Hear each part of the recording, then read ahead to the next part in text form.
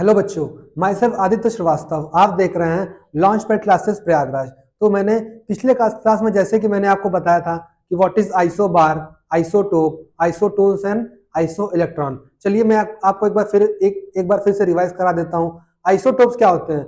वो स्पीसीज जिनके atomic number same हो बट मास नंबर डिफरेंट हो, उन्हें क्या कहते हैं?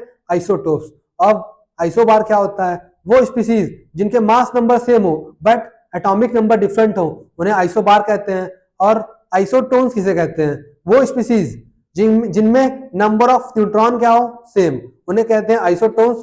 और आइसोइलेक्ट्रॉनिक क्या होता है? वो स्पीसीज जिनमें नंबर ऑफ इलेक्ट्रॉन क्या हो? सेम, जिनमें नंबर ऑफ इलेक्ट्रॉन क्या हो? सेम, उन्हें हम क्या कहेंगे? उन्हें कहेंगे आइसोइलेक्ट्रॉनिक। तो इस वीडियो में हम देखेंगे उन्हीं सब कॉन्सेप्ट को with the help of questions. तो आइए देखते हैं। अब आप यहां देख सकते हैं which of the following is example of isobar and isotope. हमें इसको बताना है कि इसमें कौन सा एग्जांपल आइसोबार है और कौन सा एग्जांपल क्या है? आइसोटोप्स है। ये देखिए, इन सब में हम देख सकते हैं कि एटॉमिक नंबर क्या है? डिफरेंट। एटॉमिक नंबर क्या है? डिफरेंट, बट मास नंबर क्या है? सेम। तो ये वाला, ये जो है वो किसका एग्जांपल हो गया? ये एग्जांपल हो गया आइसोबार का, बिकॉज इनमें एटॉमिक नंबर क्या है? डिफरेंट। एटॉमिक नंबर क्या है? डिफरेंट, बट मास नंबर क्या है? सेम। मास नंबर क्या है? सेम। फिर देखते हैं ये क्वेश्चन। देखिए, इन सब में हम देख सकते हैं सब में मास नंबर क्या है? डिफरेंट। मास नंबर सब में डिफरेंट है बट एटॉमिक नंबर सेम है। तो वो जिसमें मास नंबर क्या हो? डिफरेंट। मास नंबर क्या हो? मास नंबर क्या हो? डिफरेंट, बट एटॉमिक नंबर क्या हो? सेम। एटॉमिक नंबर क्या हो? सेम। उन्हें क्या कहते हैं? उन्हें कहते हैं mass number different but atomic number same. ये है आइसोटोप। ये क्या है? आइसोटोप्स। अब देखिए, इसमें हम देख सकते हैं कि इसमें भी एटॉमिक नंबर क्या है? सेम। एटॉमिक नंबर सेम है बट मास नंबर क्या है? डिफरेंट। तो again this is also an example of isotope. Example of isotope.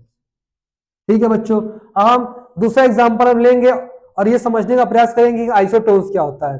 ठीक, तो आइसोटोन्स वो होते हैं जिनमें नंबर ऑफ न्यूट्रॉन्स क्या होते हैं? सेम। अब दूसरी बात, how to find number of neutron. हम नंबर ऑफ न्यूट्रॉन को निकालेंगे कैसे?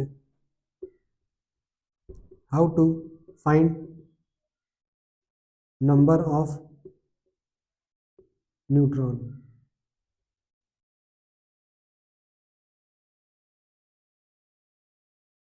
तो देखिए, न्यूट्रॉन निकालने के लिए हम क्या करते हैं? Atomic number, atomic mass, atomic mass number में से माइनस करते हैं एटॉमिक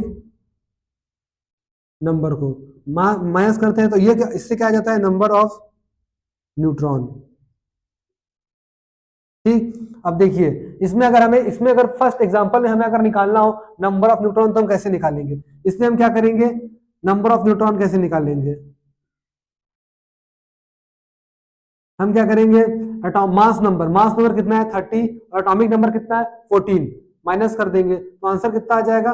16। कितना आ जाएगा? 16। तो इसमें मास नंबर ऑफ न्यूट्रॉन कितना है? 16। सेकंड क्वेश्चन देखते हैं, इसमें मास नंबर कितना है? 31। माइनस कर देंगे एटॉमिक नंबर, इसमें भी आंसर क्या आ जाएगा? 16। इसमें मास नंबर हमारा कितना है? 32।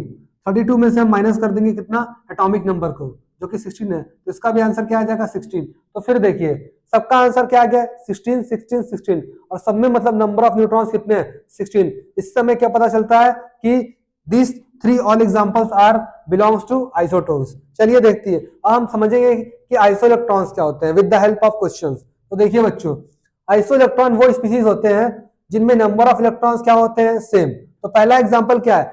N3 minus. N3 माइनस, तो देखते हैं इसमें नंबर ऑफ इलेक्ट्रॉन कितना होता है। अब देखिए, नॉर्मली नाइट्रोजन में कितने इलेक्ट्रॉन होते हैं? 7। लेकिन इसमें 3 माइनस का चार्ज भी है, मतलब इसने 3 इलेक्ट्रॉन क्या कर लिया है? गेन। तो +3 कर देंगे, तो इसमें नंबर ऑफ इलेक्ट्रॉन कितने हो गए? 10। आइए दूसरा एग्जांपल देखते हैं। देखिए, नॉर्मली ऑक्सीजन में कितने इलेक्ट्रॉन होते हैं? 8। लेकिन इसमें टू माइनस है, इसका मतलब क्या कि इसने 2 इलेक्ट्रॉन को गेन कर लिया है, तो इसमें भी 10 इलेक्ट्रॉन है। अब देखिए, फॉस्फोरस 3 माइनस। अब नॉर्मली जो फॉस्फोरस पे इलेक्ट्रॉन कितने हैं? 15। कितने हैं? 15। लेकिन इस पे 3 माइनस चार्ज है, मतलब इसने 3 इलेक्ट्रॉन को क्या कर लिया है? गेन। तो अब ये इसमें कितने इलेक्ट्रॉन हो गए? 18 इलेक्ट्रॉन। देखिए क्लोरीन प्लस, अब क्या दिखा है क्लोरीन प्लस। अब नॉर्मली क्लोरीन में कितने होते हैं 17, कितने होते हैं 17, लेकिन एक प्लस है मतलब इसने एक इलेक्ट्रॉन को क्या कर दिया है लूज, तो अब यहाँ पे हम 1 माइनस कर देंगे, तो एग्जाम्पल क्या आ जाएगा 16 इलेक्ट्रॉन।